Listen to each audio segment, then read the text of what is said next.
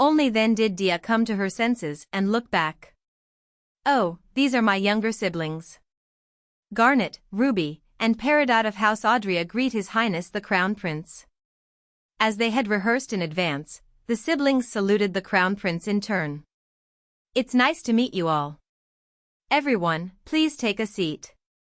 When the Crown Prince gestured welcomingly with a warm smile, the siblings who had been standing stiffly sat down on the sofa. Dia suppressed her laughter as she looked at her nervous younger siblings. They didn't need to be so tense. She was both proud and worried, because it seemed like they were trying extra hard out of fear of embarrassing her.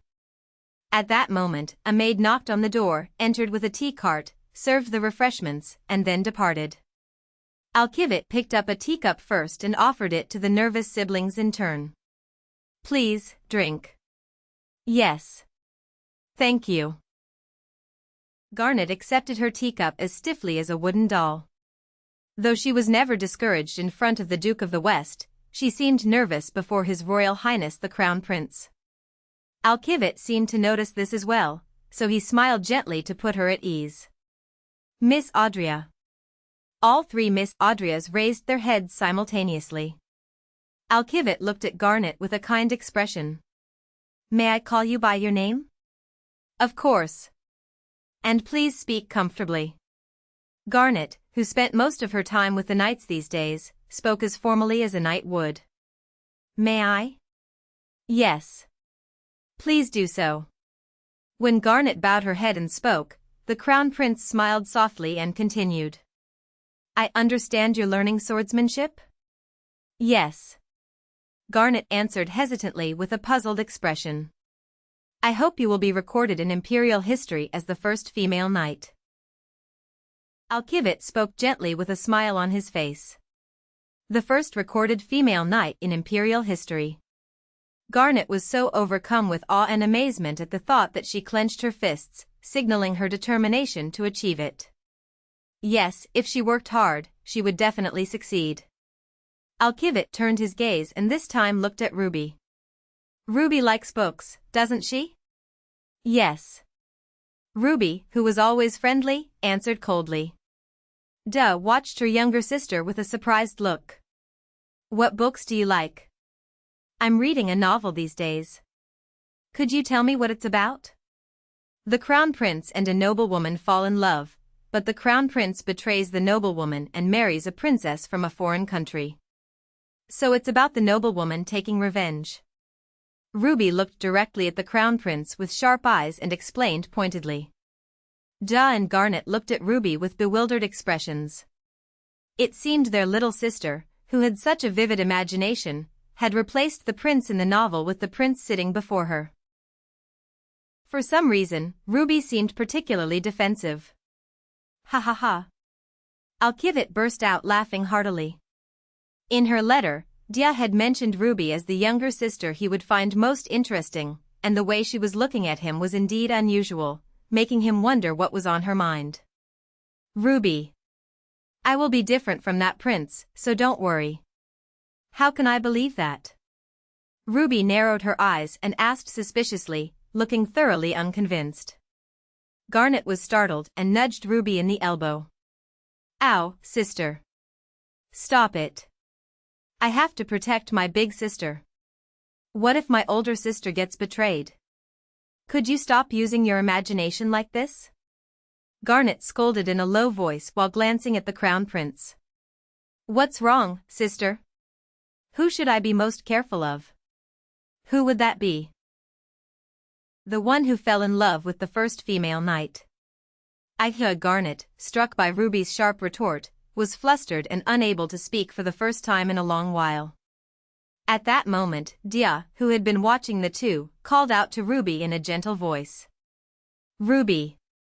Ruby looked carefully into Dia's eyes. She couldn't treat her older sister so dismissively. Did the noblewoman in the novel succeed in taking revenge? Yes. If His Highness the Crown Prince betrays me, I will take revenge far worse than the heroine in that novel. Will you trust me on that? I trust you. Alkivit's eye twitched at the conversation between the two. Now she was openly declaring her intent to take revenge right in front of him. It was the same as the first day they met. He felt confused and his heart pounded at the unusual strength he glimpsed in her from time to time. Did he like strong women? Alkivit, smiling to himself, turned his head slightly and made eye contact with Peridot. Peridot. Yes, Your Highness. You're wonderful. Thank you. Peridot replied with a proud expression. In fact, all of these conversational responses had been rehearsed with Dia in advance. Alkivit glanced at Dia as if asking whether he had done well, and Dia nodded with wide, approving eyes. Marin and Dia sat contemplating the dozens of invitations spread across the table. It had only been 3 days since they arrived in the capital, but invitations were arriving every day. I don't think we can avoid all of these. I think so too. Dia also stared at the invitations with a slightly weary expression. I definitely have to attend some places, at least for Dia's sake. Dia would remain in the capital after the wedding. Even if she started building social relationships now, there wasn't enough time. I know, but I don't want to go. It was then that Dia let out a sigh and confessed her honest feelings. When Elmise opened the door at the sound of knocking, Adria stood there with an intense expression. Marin spotted Adria and was about to greet her, but Adria was one step faster. Lady Marin. There was a strange gleam in her eyes, tired from constant work. Designer, what happened? I need Julia. Adria extended both hands forward as if receiving something precious. Her sparkling eyes revealed her obsession with Julia. She had heard that Julia had nimble fingertips, that is, excellent seamstress skills, so she had worked with her during the journey to the capital. Julia had done truly excellent work and had many creative ideas. However, after arriving in the capital, Julia's assistance had ended as she needed to attend to Marin and the Viscountess. Marin guessed the situation and looked at Julia. What would you like to do, Julia? Julia lowered her head with a conflicted expression. She didn't know what to do. Making dresses was enjoyable, but her real job was as a maid. Assisting the Viscountess and Lady Marin should be her top priority, but was it acceptable for her to focus on something she simply found fun? Marin saw that Julia couldn't answer immediately, and guessed what she was thinking. Julia, don't worry. I have Elmise, and my mother has another maid. Then I'll help her for a little while. Julia, you can take a break from being a maid until you finish this work. In fact, the wedding dress is more urgent. As Marin drove the point home, Julia nodded with a determined expression. Yes. I will do that. Adria grasped Julia's hand tightly, afraid she might change her mind. Good, Julia. Let's go on a nice journey together, not through hell.